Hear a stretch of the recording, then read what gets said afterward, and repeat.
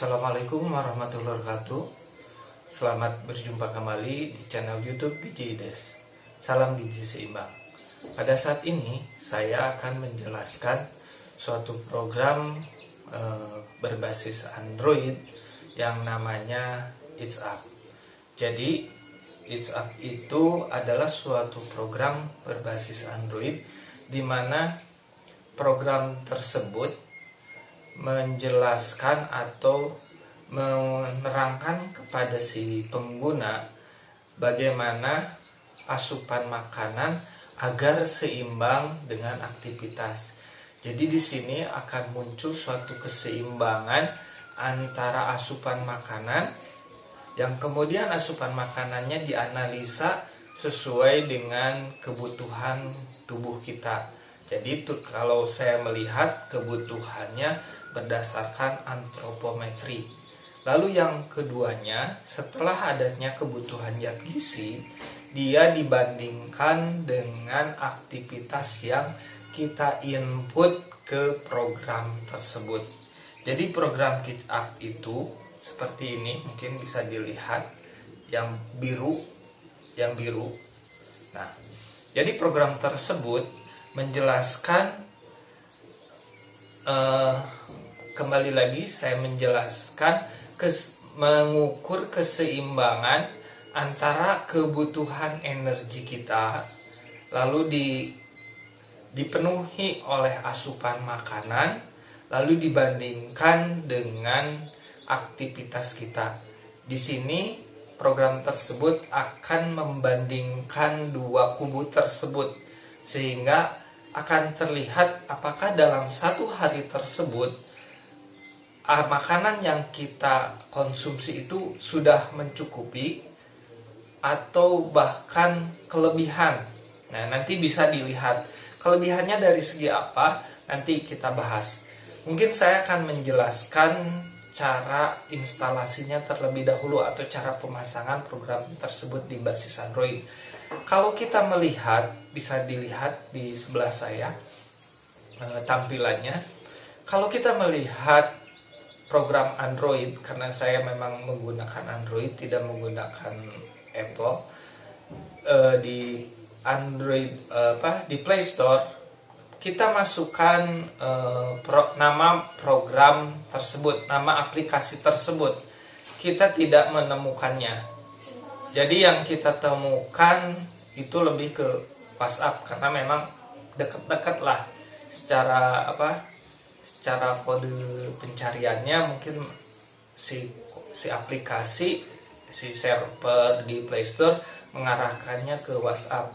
Jadi rekan-rekan tidak akan menemukan program atau aplikasi It's Up tersebut. Ini tips yang saya juga dapat dari teman bahwa itu masuk dulu ke webnya mereka. Jadi maksudnya web mereka itu adalah web itsup.id. Nah, ini bisa dilihat di samping kita. Jadi masuk dulu. Kalau rekan-rekan di HP rekan-rekan masuk dulu ke Chrome. Setelah masuk ke Chrome, masukkan di Google search-nya adalah itsup.id. Nah, nanti rekan-rekan akan diarahkan ke webnya mereka. Di sana di web mereka sebenarnya dijelaskan secara singkat program tersebut, tetapi hanya singkat saja. Jadi banyak yang kalau saya lihat banyak yang kolom-kolom yang masih berbahasa berbahasa template yang memang belum di-explore oleh mereka. Sebenarnya web ini sebenarnya sarana kalau menurut saya tutorial yang bisa digunakan oleh si pengembang menerangkan program atau aplikasi It's Up tersebut, akan tetapi mereka tidak mengeksplornya. Jadi mereka hanya mengarahkan nih yang punya Android klik ini, sedangkan yang punya Apple atau yang punya iPhone klik ini. Nah, jadi klik, karena saya menggunakan Android, diklik di Play Store-nya. Nah, baru setelah masuk ke Play Store terlihat tampilannya seperti ini di Play Store. Jadi kalau rekan-rekan masuk mencari langsung ke Play Store tidak akan menemukan aplikasi WhatsApp tersebut. Tapi kalau kalian rekan-rekan ahli gizi ataupun teman-teman yang pingin nih saya itu kelebihan berat badan menggunakan aplikasi WhatsApp ini membandingkan antara asupan makanan dengan aktivitas bagaimana, nah, bisa menggunakan aplikasi WhatsApp ini tidak langsung bisa masuk ke Play Store. Jadi yang seperti saya di awal tadi bahwa ini mungkin programnya masih dikembangkan baru sehingga bahasanya tertumpuk bagian bawah apabila kita mencari aplikasi tersebut. Jadi masuk dulu ke xapp.id, nanti diarahkan ke aplikasi, kita install aplikasi tersebut. Aplikasi tersebut tidak begitu berat, cuma 9,7 MB. Saya secara analisa teknik komputer yang saya belajar, ini aplikasi dengan banyak fitur kalau menurut saya tidak mungkin 9,75. Pasti yang pernah saya kembangkan aja bersama teman-teman di atas 20-an itu baru di atas 20 MB, tapi ini 9,75. Jadi saya mulai ini ada sesuatu yang kalau menurut saya pribadi, maaf bahasanya kurang pas mungkin ya, ada sesuatu yang aneh dari program yang banyak fiturnya ini tapi hanya 9,7 MB, dan itu memang terbukti. Nanti pembuktiannya bisa dibahas di nanti. Nah, setelah kita install sampai 100%, rekan-rekan akan mendapatkan setelah 100% ya seperti tampilannya di sini, dan memindai Android kita memindai WhatsApp tersebut buka. Nah, tampilannya WhatsApp tersebut meminta izin kita mengakses dari file tersebut, lalu masuk ke nama pengguna atau daftar. Di daftar ada nama depan, nama belakang. Nah, seperti ini. Kita isi saja sesuai dengan keinginan kita nama pengguna. Lalu kata sandinya. Kata sandinya di sini menjelaskan 6 digit, tetapi harus menggunakan 1 angka dan 1 huruf kapital. Lalu masukkan email kita juga. Nah, emailnya seperti ini.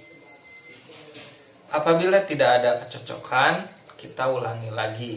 Tapi saya sarankan daftarnya itu mungkin cukup lebih mudah dengan akun pribadi kita, akun Gmail atau akun email, terutama Gmail ya, karena di Android pakai Gmail.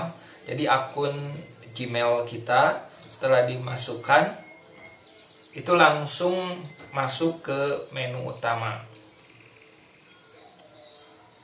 Nah, kalau misalnya password kita lemah, diulang yang atas sama yang bawah sebagai ulangi kata sandinya.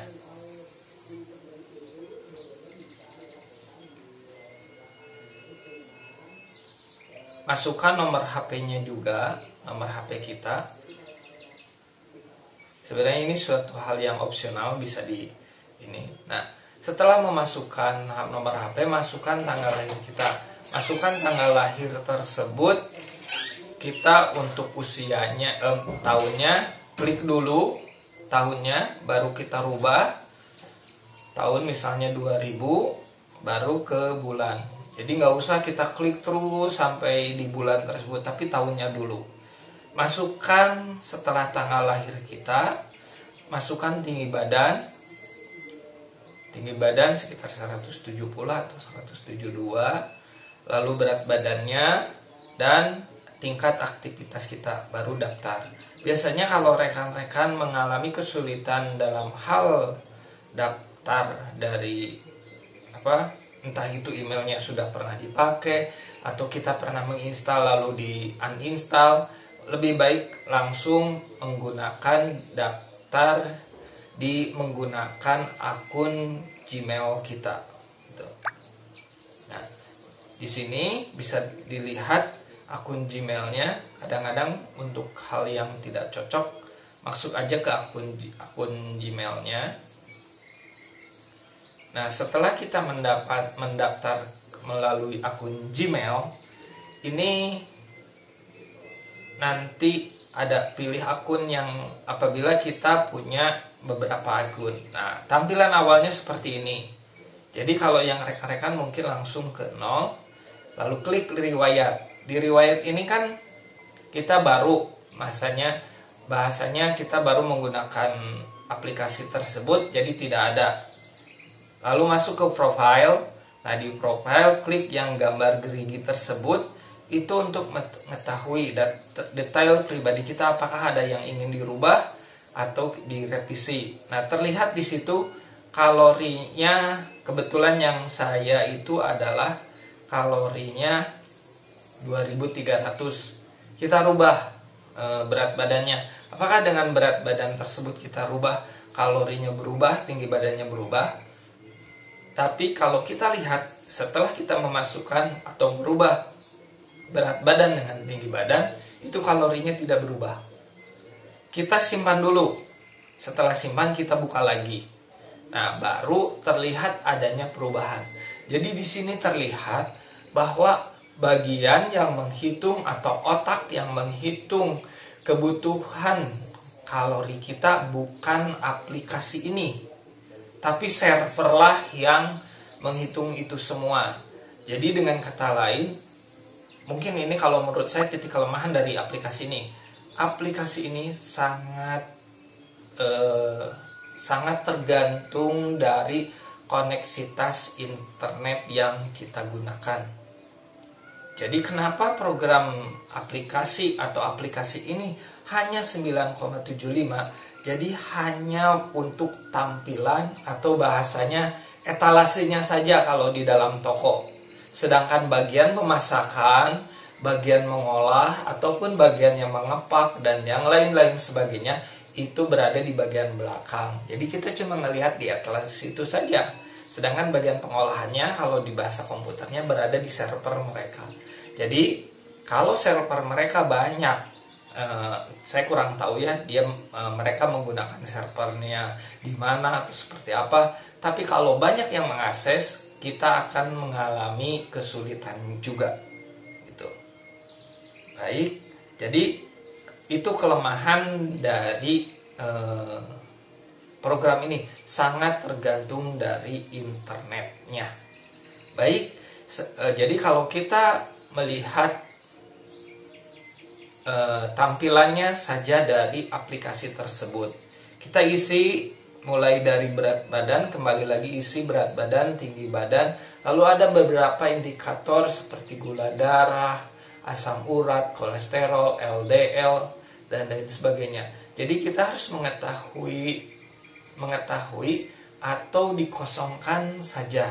Jadi kalau misalnya lingkar perut berapa, lalu lingkar lemak lemak berapa, glukosa darah, itu kita input. Tapi kalau kita tidak tahu, kita kosongkan saja. Ya, jadi kalau di sini saya mengisi glukosanya 100, lalu ada beberapa IR itu saya kurang hafal, massa lemak juga saya kurang mengetahuinya. Baik, setelah kita menginput data detail pribadi sampai yang paling terakhir, itu seperti triglycerid, kolesterol total diinput juga, HSCRP saya juga mengetahui, baru ke pengaturan makan. Nah, di pengaturan makan ini cuma tampilan persentasenya. Jadi karbohidrat 55%, lalu karbohidrat 55%, lemak 25%, sisanya protein. Seperti itu. Nah, setelah melihat presentasi dari pembagian zat gizi makronya, baru kita masukkan pengaturan airnya. Pengaturan air ini kita mau memantau cairan, asupan cairan atau tidak. Terus terang pakai liter pastinya. Kita masukkan angkanya 2 liter. Nah, kelemahan di sini ada beberapa referensi yang mengatakan 2,5 liter. Jadi itu tidak bisa, tidak ada koma di sini, hanya 2 liter saja. Dan kalau dengan gelas mungkin bisa 2,5 liter itu 9 gelas. Jadi bisa rekan-rekan pakai yang gelas ataupun pakai yang liter. Tapi kalau bisa juga dipakai dua-duanya. Setelah diinput masuk kita data tersebut kita simpan. Nah, lalu pengaturan notifikasi ini sangat bagus juga, tapi bagi beberapa orang mungkin ribet juga mengingatkan kapan waktu kita makan. Jadi waktu makan pagi perlu sarapan, perlu dinotifikasi atau tidak.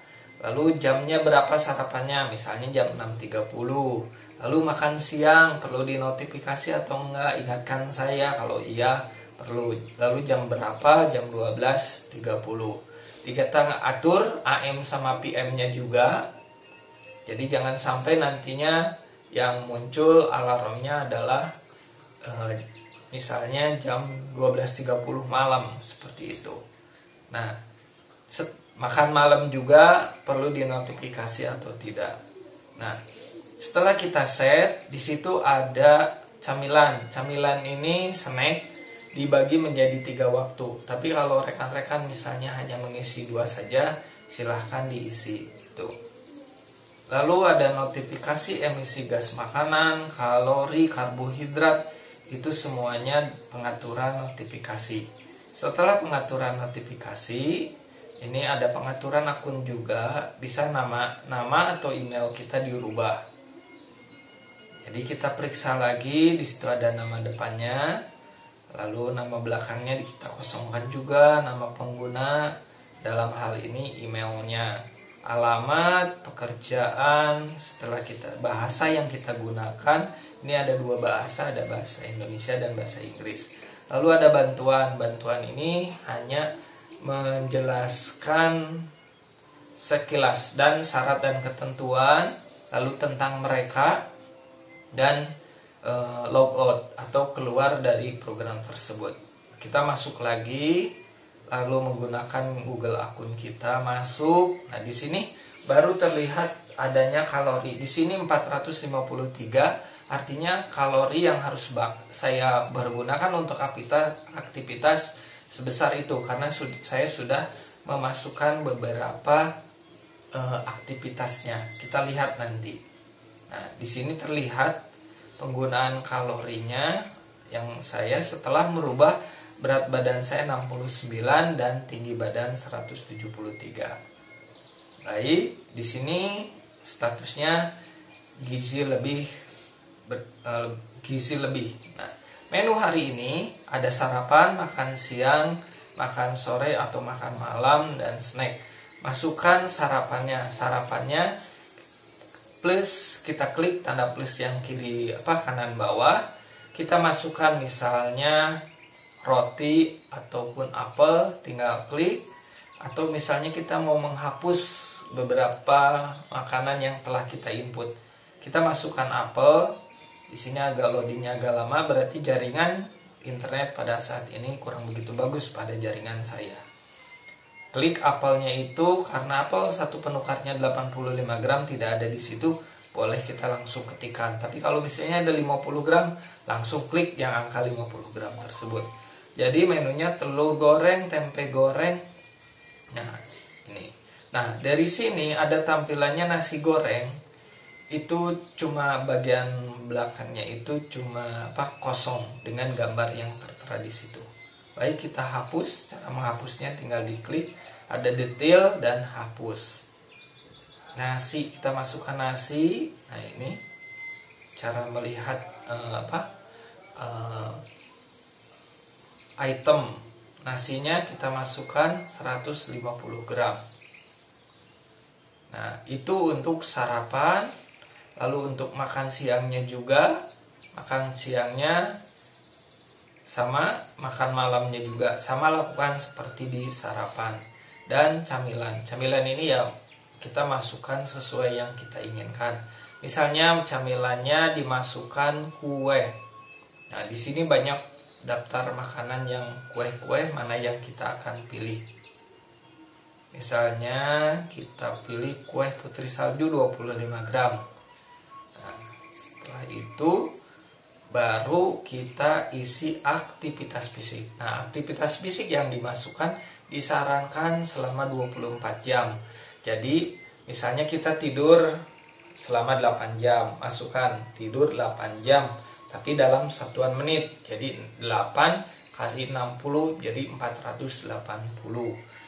Misalnya kita memasukkan jalan cepat selama 1 jam, berarti cari aktivitas jalan cepat 60 menit. Nah, untuk aktivitas ini hanya kita memilih dari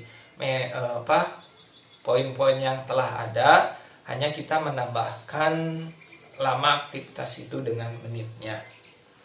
Nah, terlihat di situ kita 380. Jadi asupan makanan yang kita konsumsi 380 ini harus kita bakar dengan aktivitas. Dengan kata lain, jadi aktivitasnya yang perlu ditambah. Lalu analisa asupannya, di sini terlihat bahwa karbohidratnya sudah cukup, tapi lemaknya lebih,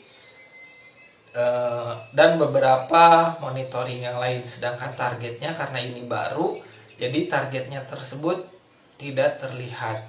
Dan ini dalam satuan minggu. Ya. Setelah asupan, lalu target, di situ ada menu FAQ. Nah, di sini kita bisa tanya tanya ke dokter atau chat ke dokter cara penggunaan dari aplikasi tersebut.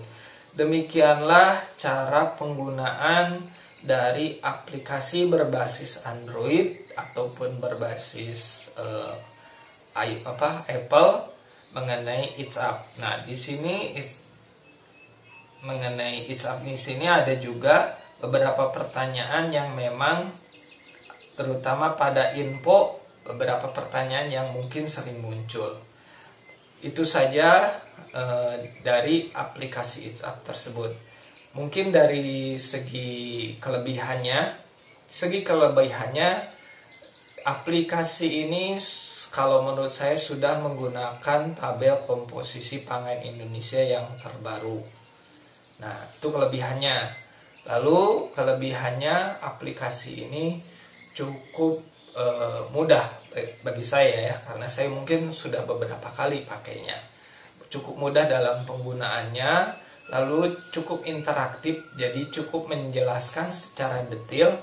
Nih kita misalnya rekan-rekan makannya A, B, C sebanyak berapa kalori, harus diimplementasikan atau harus diimbangi dengan aktivitas sebesar kalori yang diperoleh dari makanan. Jadi kalau misalnya itu masih tersisa, seperti tadi kasus saya 380 kalori, saya harus apa nih? Apakah harus lari cepat atau harus berjalan dengan cepat, atau yang terpenting adalah aktivitasnya yang ditambah. Ini buat evaluasi ke depan. Oh, kalau begitu besok saya makannya jangan sebesar makan pada hari ini. Nah, itu evaluasi yang kelebihan dari aplikasi ini. Nah, lalu menerangkan apakah makanan yang diinput itu karbohidratnya sudah cukup, kurang atau lebih di situ.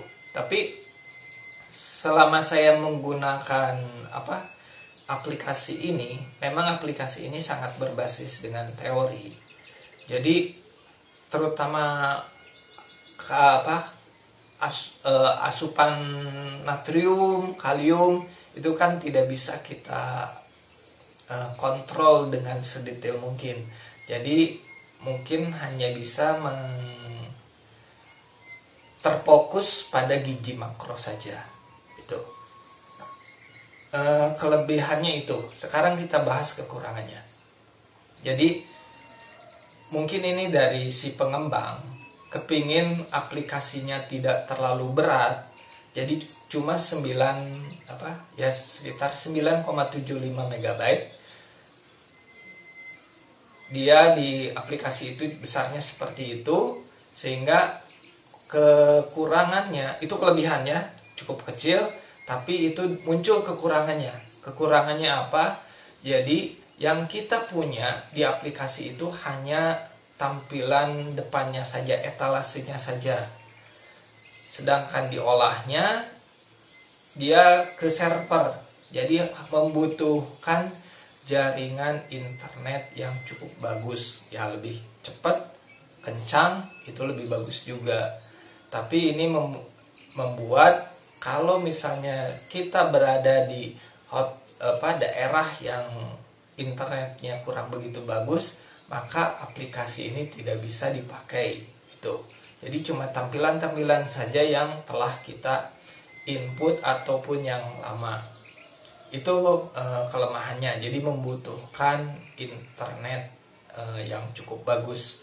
Yang keduanya, kelemahannya itu pada karena tidak bisa misalnya merubah tinggi badan, maka muncul kebutuhan kalorinya tidak. Jadi dia harus ke server dulu baru balik lagi ke HP kita. Itu. Yang keduanya pada tampilan ada di situ, misalnya ketika kita uraian nasi goreng, di situ cuma ada nasi goreng 150 gram.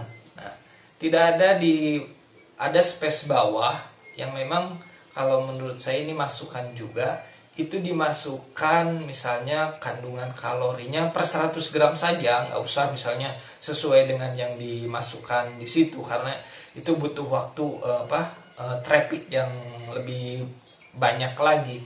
Cukup memasukkan misalnya kalau nasi goreng 100 gram kalorinya berapa, lalu komposisi zat gizinya dimasukkan, karena itu kan ada space kosong yang warna biru.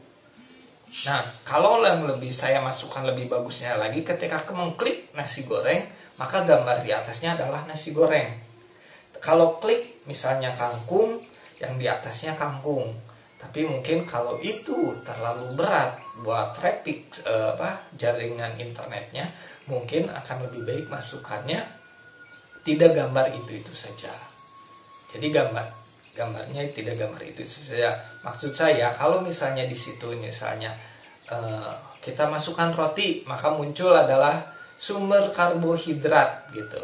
Kalau misalnya sayuran, di atasnya sumber serat sayuran, buah-buahan. Nah, jadi mengikuti dengan, kalau pemahaman saya adalah daftar penukar bahan makanan yang terbagi menjadi 10 kan, 10 item. Jadi gambarnya disesuaikan dengan kelompok makanan yang kita pilih.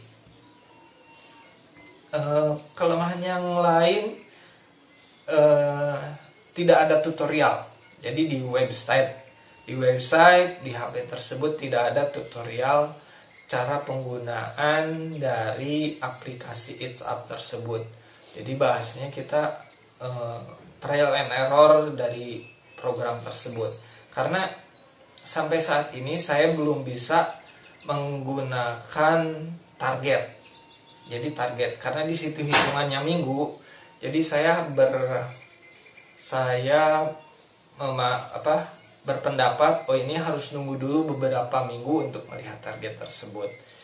Mungkin itu saja. Kalau misalnya rekan-rekan sudah pernah menggunakan aplikasi It's Up tersebut, rekan-rekan silahkan komen di kolom di bawah deskripsi, kolom komen di bawah ini. Kalau misalnya rekan-rekan ada pertanyaan juga, silahkan rekan-rekan bertanya di kolom komen, bertanya mengenai program atau yang lainnya, atau bisa juga menghubungi nomor saya. Jadi kalau rekan-rekan reply kembali, saya mencantumkan nomor HP saya.